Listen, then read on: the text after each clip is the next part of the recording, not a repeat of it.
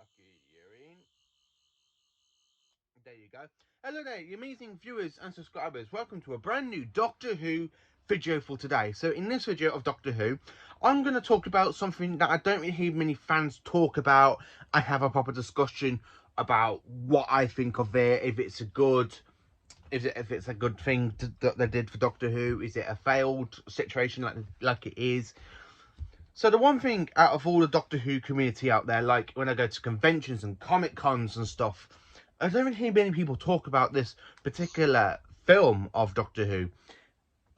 Even on Facebook and stuff, I don't really hear or see many people talk about this particular movie. So the one thing that I don't really see people talk about or think about really is Doctor Who, the TV movie from 1996. The one that had Sylvester McCoy, the 7th Doctor, regenerate from Paul McGann's 8th Doctor. Now, I'm going to talk about this as well, what I personally think of it. And I want you to let me know in the comments below what you think of Doctor Who, the TV movie. Do you think it's one of the best things out there in the Wondrous years, so from the 90s? Do you think it could have done so much better and have a whole new series after it? So before I get into that, I'm going to get through everything that I own of Doctor Who the movie. So from Doctor Who the movie, I actually own the 8th Doctor's sonic screwdriver from Character Options. You know, the bit with Sesame McCoy goes, there, that should do it. Now, I also own it in Doctor Who the 5th Regeneration box set here with the others. I also got it on VHS, the 1996 VHS exclusive, the 2001 DVD exclusive. Just want to stay up, don't you? No, there you go. The 2011 DVD release of Special Edition, which came in the Visitation box set, which is in these box sets behind me. All the box sets are now back here. And then, of course, I got it in the latest release we ever had for it so far. And it's the only time it's actually ever been released once. And it is the Blu-ray version of Doctor Who the movie. So basically, I own Doctor Who the movie 5 times over in the Regeneration box set, VHS, the two DVD versions, and of course the Blu-ray version, which is just a re-release of the story in full definition and stuff. Not really much has been done to it, really. But forget all that. So, the one thing I hear is this story, this absolutely amazing full-length feature with 2 doctors, basically. You don't really hear it get talked about a lot out there in the Doctor Who community. And I'd just like to know why that is. So, let me know in the comments what you personally think of this film. And before I get into the actual full discussion about this, what I personally think about it, what do I like about it, is there a few things I hate about it? We get there. Eventually, we will get there. Trust me, we will get there. So, for me to say this, I love the movie. It's the fact that I was born 11 days before this movie was broadcast over here in the UK on the 27th of May, 1996. I'm actually really glad that I love this film because I am 11 days older than this film. It is a great film. I really think Sylvester McCoy, the way they have it with Sylvester McCoy coming back to film his final moments in the TARDIS, like when you go, I love everything about this film. So I'm going to do a full discussion about it now. Get off the topic why I like it. So I absolutely like it. I like the opening bit where you got the whole planet Skyway. The Doctor goes, it was on a planet Skyway where old enemy the Master was finally put on trial. As he listens, as they read his crimes, he's read, as sentence passed. As he's made his last request, I thought it was curious to quest. He demanded that I, the Doctor, a rival Time Lord, should take his mates back to our home planet, Gallifrey. And I love the bit where he goes, it was the quest that should never get grey. Now, the Master in the actual opening credit scene was actually played by Gordon Temple. For some reason, Anthony Ainley couldn't come back or something. I would have loved to have had Anthony Ainley come back for the film and then have him killed off and then let the Master's essence take over Bruce's body. I really think that would have been a lot better for it, but from what we got, it's mainly okay. Don't get that. I love the opening bits where you see the TARDIS coming through the time vortex. You've got the Doctor putting the Master's remains into the box and he goes, there, that should do it. And he puts on a little record, it plays, and he's there with a cup of tea, some jelly babies in a vase next to him, while he's there reading a book.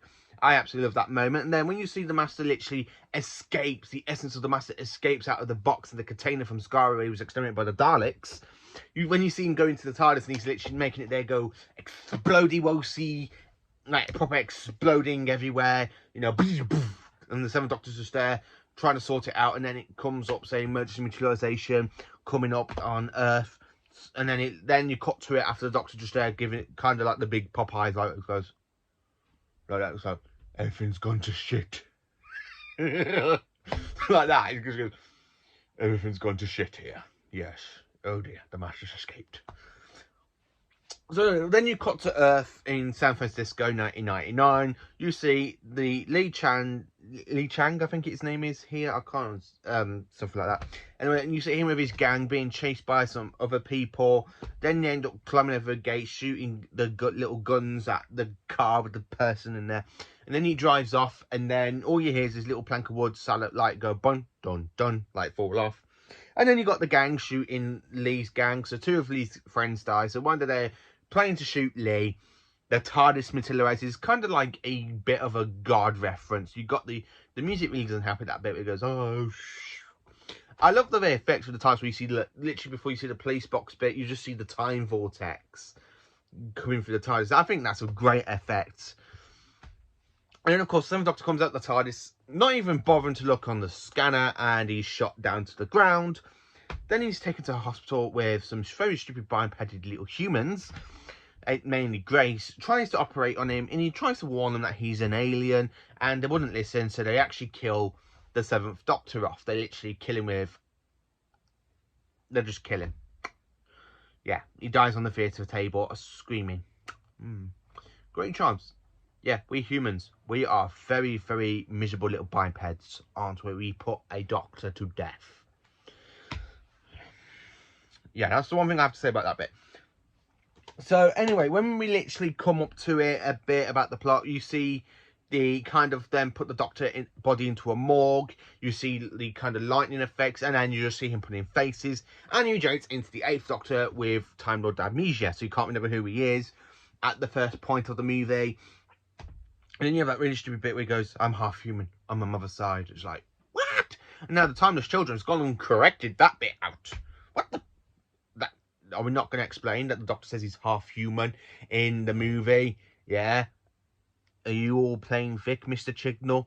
Are you forgetting the Doctor said he was half human in the TV movie? Yeah. Are you playing Vico?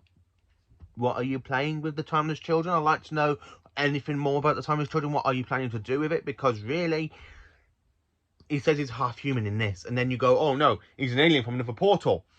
Oh yeah, the Doctor's an alien from another portal. Let's name the Timeless Child. That makes no sense. The 8th Doctor said he's half human. So what? I'm sorry, but that's the one thing I think that really literally annoys me about the Timeless Children, where Children's like, oh no, he's from another, you got an alien portal. The Doctor's from another portal, from another dimension or universe or whatever. And then the 8th Doctor says, I'm half human on my mother's side. The half human bit makes a load of sense. Then the Timeless Children sense. Let me just say that. I love the whole chasing with the motorbike after the 8th Doctor threatened to shoot himself in front of Grace. I absolutely do love this whole movie. It's a great point. Eric Roberts' version of the Master is not the best version of the Master. Admittedly, he has some best bits in there. I like the bit where he's literally he's takes off his sunglasses, and you see the Master's green eyes, and he hypnotizes Lee, and he does the same thing to Grace, and then he literally goes spills like some acid thing out of his mouth on Grace. That's it, Grace, Ace Grace, you know, blah, blah.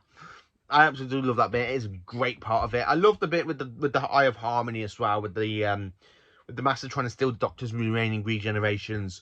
So basically, the War 9, 10, 11 Doctors would not have happened. Neither will Travel 13 if the Master got the Doctor's remaining regenerations in this film. I love the whole bit with the Eye of Harmony. I love the bit with the Master like being a really, really massive idiot when he goes, I can hear your thoughts, Doctor. I can hear your memories. I'm alive. I'm alive. I'm alive. And like that's the bit. And then you got Grace messing about with the Doctor's TARDIS, like pulling the wires out and stuff. It's like, you're a very stupid little human, aren't you? I mean, Yeah, humans to me are biped species. That's what the Doctor calls them. So in some episodes, we are little bipeds, and we go and mess up his TARDIS by pulling out wires, and he has to go back and fix it later on in the movie with the Sonic underneath it, and he goes, right, where to next, eh? So anyway, after the Master basically falls into the Eye of Harmony, the TARDIS, in a way, the TARDIS eats the essence of the Master, because it's the Doctor says the TARDIS has indigestion at the end of it, and then he goes and drops Grace and Lee Chang off on the 31st of December 1999, coming up to the 1st of January 2000. So he drops them off round about there, and they're going to say goodbye to him. He goes and has his very first this is the very first time we see the Doctor kiss a human, which I don't really mind it in this, because it's a great way to do it with Grace, but with Rose, it's like, what are you doing? I really don't like the relationship between Ten and Rose. Bad choice to make them two in a relationship. The Doctor is a Time Lord. In this, he literally gives her a little kiss and then goes off to his ties. And then we don't know what happens to him apart from Big Finish. So I don't know where Big Finish picks up with after the movie. So that's mainly the plot of it. So the discussion, I'd say I like this movie. I think it's a great way to bring in a new Doctor. Admittedly, this is called Doctor Who the movie, but it was originally called Doctor Who The Enemy Within, because it was supposed to be a new part of a series. This is where they were trying to bring Doctor Who back for BBC and, of course, America. So they literally the BBC teamed up with Fox so they can actually make this film. And as we all know, it doesn't work out as well, because this is actually considered as a pilot. They're trying to bring Doctor Who back, and then the pilot failed over there in America. But over here, it works. So they could have literally, I don't know. Let's just say, yeah, over here it works. You could just bring it back over here. Have the 8th Doctor have more adventures by filming over here. Forget America. Because in a way, that's the one thing about it. I think it failed so much in America than it did in the UK. So that's why I think it was actually cancelled afterwards, the movie, because it was supposed to be a pilot. But I think if it was filmed by the BBC and filmed over here, I really think it would have done well over in America. That's the one thing about it. I really do think it would have done so well in America if it was basically over here, because it's the way they're bringing back Doctor Who from being axed in 1989, really. That's the one thing about it. I really think if it was to do better over here, they should have just brought it back over here and continue on with the series with Paul McGann from 1996, and then say Paul McGann played it to 2001. Then you could have had John Hurt from 2001 to 2004, and then you can have Eccleston 2005, Tennant 2005 to 2010. You could have done it like that. Paul McGann would have had great years, really. Great years. He could have been in it for 5 years, 6 years. I really think that would have been the best way to do it, but it didn't happen in history. Doctor Who went off after back to the Wonderless years. And this movie, I do kind of like. There's a few bits I don't like with Eric Roberts' performance as the Master. Like where he goes, I'm always stressed for the vacation. I really think, what's that got to do with the Master? What? That's the one thing I really think about it, but I don't really hear this film get talked about quite a lot. Yeah, okay, I'm bringing up some suspects and stuff, but this movie is really okay. It's a great movie. It's a great way to try and bring Doctor Who back. I absolutely love it. It's a great way to try and bring Doctor Who back. The theme, because it's actually done by a full-time orchestra for the very first time, I think it absolutely does it really well.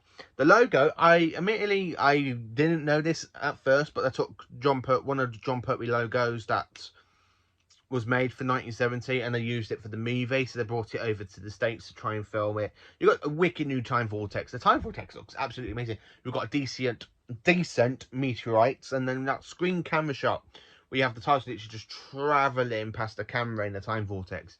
It's done absolutely amazingly. The title sequence is done really well. The movie, I absolutely love. I love the bit with the TARDIS as well. I actually do like the 8th Doctor, well, the 7th Doctor and the 8th Doctor's TARDIS. I really think it's a great TARDIS design. feels so Victorian, really, with like a few metal pallets across the actual time rotor and going into the console. I do like that bit. I like the bit with the doors. I like the Gallifreyan artifact on the door when you walk in. And you've got the Gallifreyan artifact straight on the door. I absolutely do love this TARDIS. The one that plays Grace is Daffy Ashbrook.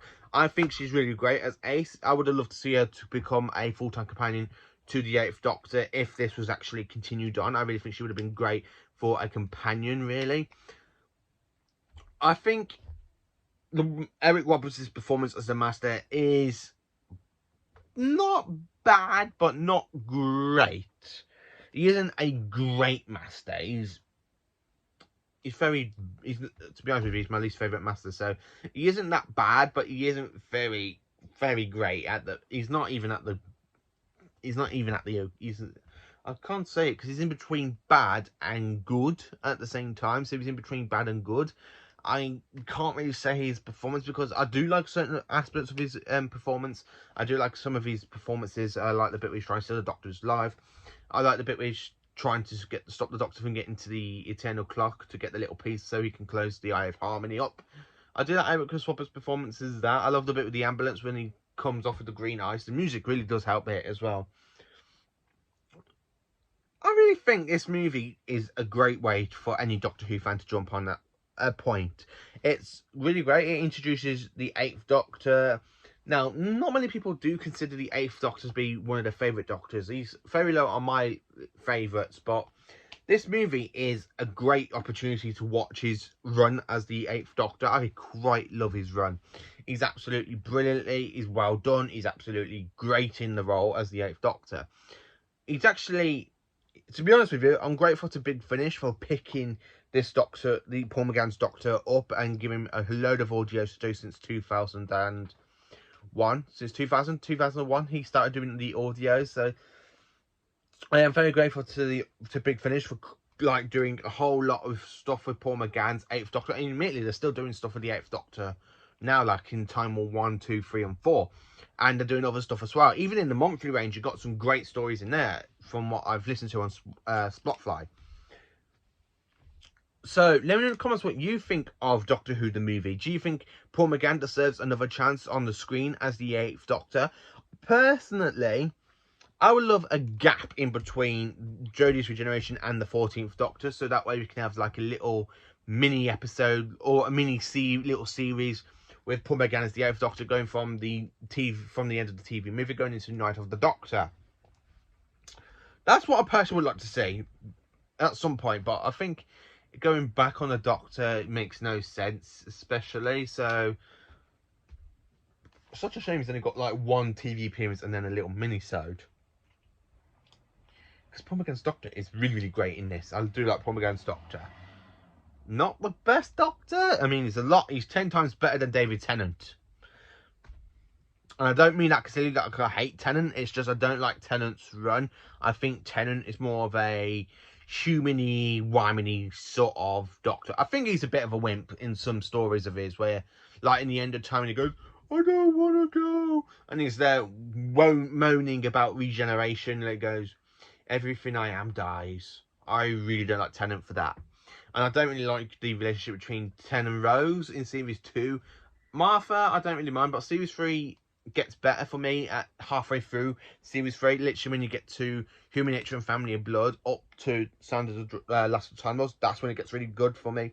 The first half of it, you got some good episodes in there like Smith and Jones and Gridlock, but the rest of it, bad.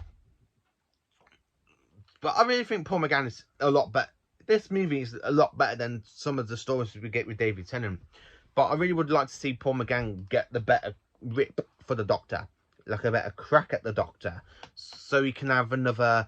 Let's say we have a little mini-series of him. I think he'd be absolutely brilliantly well done for it. So let me know in the comments what you think of Doctor Who the movie. Do you like it? Do you love it? Do you think it's not as great? Do you think it deserves... I really do think it deserves to be talked a lot more in the Who community out there. Like when I go to conventions and stuff, I'd have talked to a few fans of the show, and they don't even, when I mentioned the movie, they're like, the what? And I went, the movie. It's a very, It's like some people forget that you got Doctor Who the movie that is in between 1969 and 2005. It's like some people do actually forget it. So let me know in the comments what you think of Doctor Who the movie. And thank you for watching this video. And please have a very good day. And if you haven't seen Doctor Who the movie, just give it a good watch, because it is amazing. I absolutely do love Doctor Who the movie. It's a great way for Paul McGann's 8th Doctor. Let me know in the comments, and thank you for watching, and have a cracking day, and stay safe out there with everything going on still. Hopefully, Series 13, sorry. Hopefully Series 13 isn't too far away. I'm in the middle of watching Series 11. That's why I said Series 11. Thank you for watching, and have a great day.